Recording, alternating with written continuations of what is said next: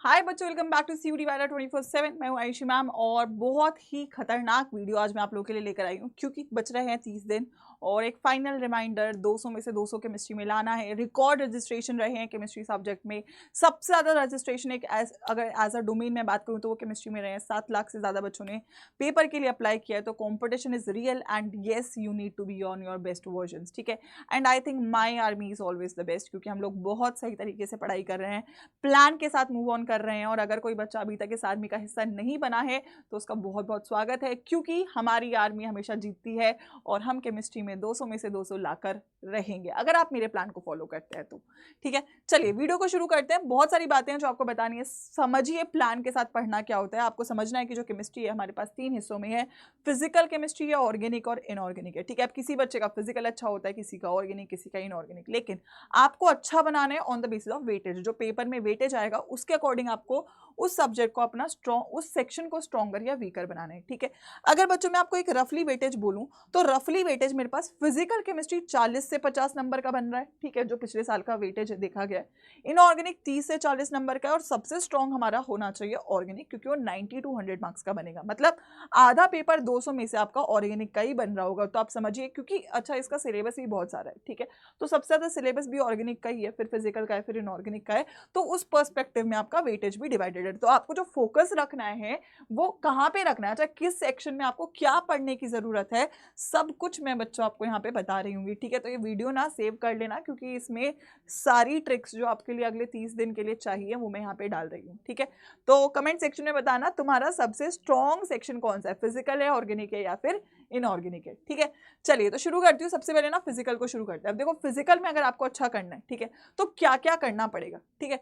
आपके पास physical chemistry में होना चाहिए एक फॉर्मूला शीट, ठीक है। 5 चैप्टर हैं, पांचों में जितने भी न्यूमेरिकल के लिए फॉर्मुलेज बनते हैं वो सारे एक जगह लिख लो, ठीक है। आई थिंक जो बच्चे मेरे साथ पढ़ रहे हैं उनको मैंने लिखवाया भी है, जो बच्चे नए हैं प्लीज लिखना शुरू करिए, बाकी मैं बनवा ही दूंगी, ठीक है।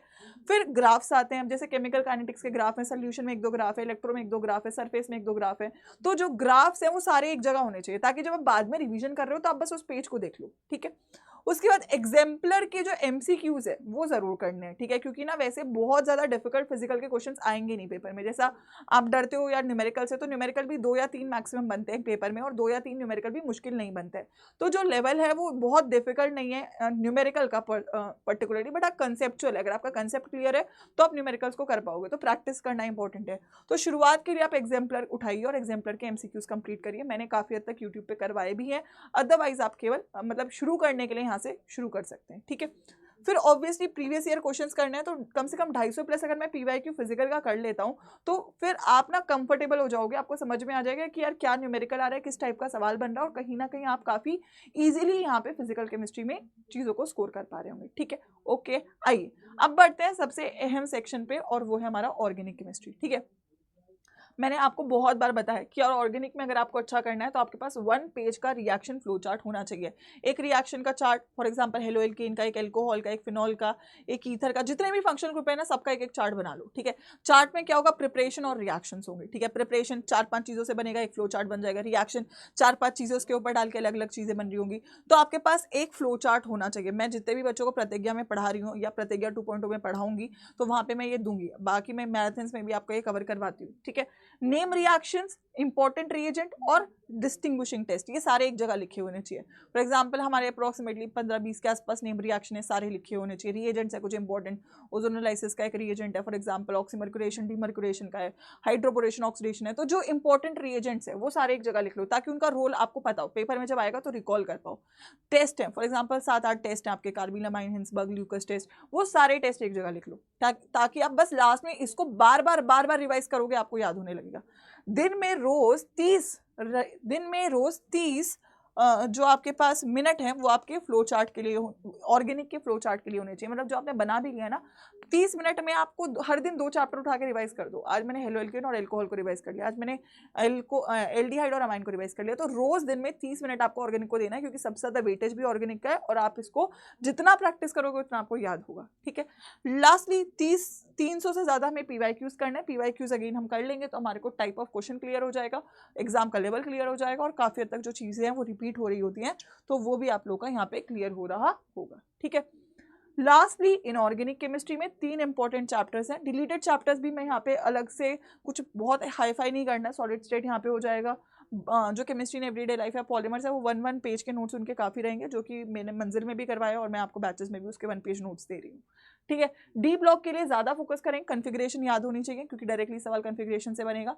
फिजिकल प्रॉपर्टीज़ का एक चार्ट बना लेना कि यार इसका ग्राफ क्या है, मेल्टिंग पॉइंट का, बॉइलिंग पॉइंट का, रीजन आना चाहिए। ठीक है, रीजनिंग बेस्ड सवाल आपके डी ब्लॉक से बनेंगे।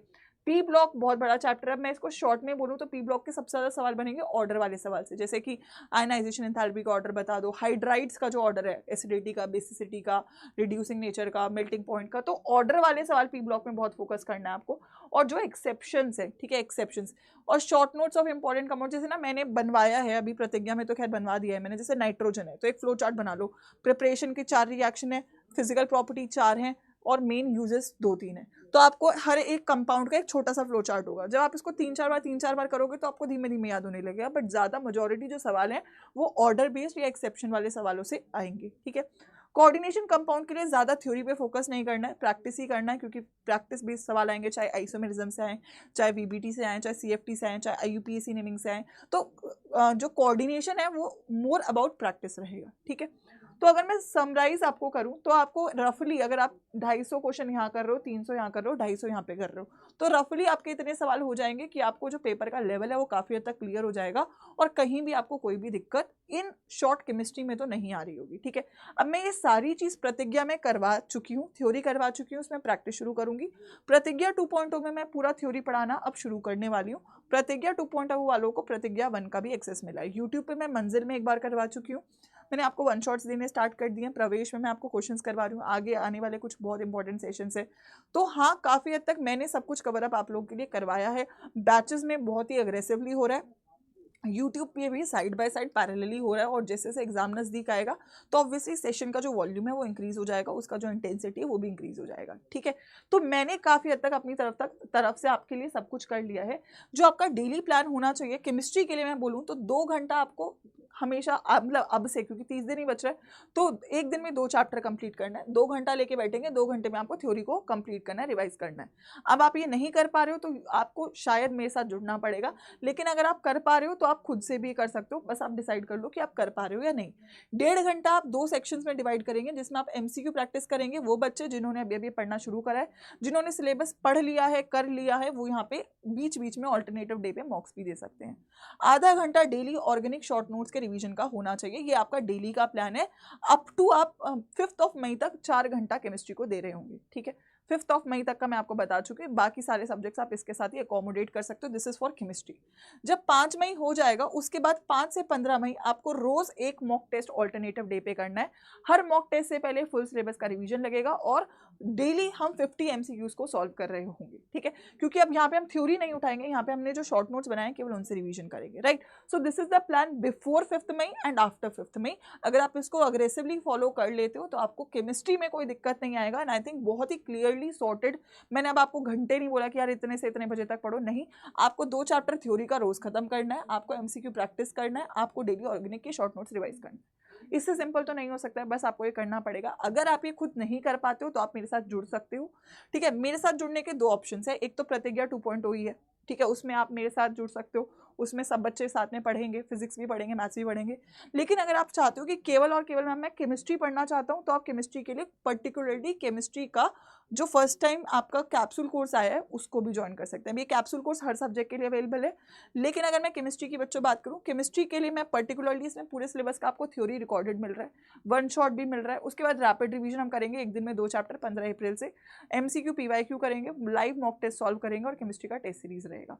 तो ये सारे फीचर्स आपके इस कैप्सूल कोर्स में रहेंगे। ये कैप्सूल कोर्स का जो आपको बच्चों प्राइस रहेगा, ये ऐसा पूरे फिजिक्स केमिस्ट्री मैथ्स बायो चारों का है। तो अगर मैं कैप्सूल कोर्स की बात करूं तो ये आपका कोड है जिस पे आपको डिस्काउंट मिल रहा होगा, और ये आपको बच्चों 799, ठीक है, दैट इज एक ट्यूशन महीने का जो आप देते हो वो फीस मान के चलिए 799 का आपको जो है ये कैप्सूल कोर्स मिल जाएगा, जिसमें मैं 15 अप्रैल से क्लासेस स्टार्ट कर रही हूँ। ठीक है, तो अगर कोई बच्चा चाहता है रियली केमिस्ट्री में फुल मार्क्स लाना, तो उसके लिए यहाँ पे ऑप्शन है। आई थिंक इतना तो हर बच्चा कर सकता है क्योंकि इसमें सब कुछ है, टेस्ट सीरीज वगैरह भी है। और अदरवाइज आप प्रतिज्ञा 2.0 भी कर सकते हैं क्योंकि प्रतिज्ञा 2.0 में कंबाइनिंगली हम लोग सब कुछ ही करेंगे, ठीक है। सो प्रतिज्ञा 2.0 again that is a best option obviously, क्योंकि इसमें आपका PCM भी रहेगा, ठीक है, इंग्लिश और GT भी रहेगा। तो ऑल सब्जेक्ट्स अगर चाहते हो तो प्रतिज्ञा 2.0 कर लेना। और अगर केवल और केवल आपको एक ही सब्जेक्ट आप अफोर्ड कर सकते हो तो आप केमिस्ट्री के लिए केवल केमिस्ट्री का कैप्सूल कोर्स भी देख सकते हो, ठीक है। ऑल्दो ये आप लोगों ने देख ही लिया होगा कि आपको एनरोल करना कैसे है, लेकिन मैं अगर आपको रफली बोलूँ तो ये तो प्रतिज्ञा 2.0 है बच्चों। तो प्रतिज्ञा 2.0 में सारे बैचेस हैं, PYP किट है, तो बेस्ट तो देखो हमेशा यही रहेगा क्योंकि इसमें सब कुछ है। लेकिन मैं उन बच्चों की केवल बात कर रही हूँ जो कि थोड़ा सा फाइनेंशियली चीज़ों को अफोर्ड नहीं कर सकते हैं किसी भी रीज़न की वजह से, तो वो बच्चे यहाँ पर जो आपका कैप्सूल कोर्स है वो चेकआउट कर सकते हैं ताकि एटलीस्ट आप शुरू तो कम से कम कर सको, ठीक है। तो this is the capsule course chemistry का। अगर मैं बात करूँ ये 999 का है, बट ये आपको जो है with the discount Y513 this would be of 799, ठीक है। तो that would be the final price, ठीक है। तो I have given you all the alternatives, YouTube भी रहेगा, बैच भी है और ये कैप्सूल कोर्स भी है। तो आप डिसाइड कर दो, तैयारी शुरू कर दो, क्योंकि देखो 200 में से 200 ही लाना पड़ेगा अगर आप मेरे आर्मी का हिस्सा हो, क्योंकि मैं आपको हार मानने नहीं दूंगी, ठीक है। Good luck, thank you. बताना केमिस्ट्री कैसा चल रहा है और कमेंट सेक्शन में बताना कौन कौन मेरे साथ 200 में से 200 लाने के लिए तैयार है। बाय बच्चों।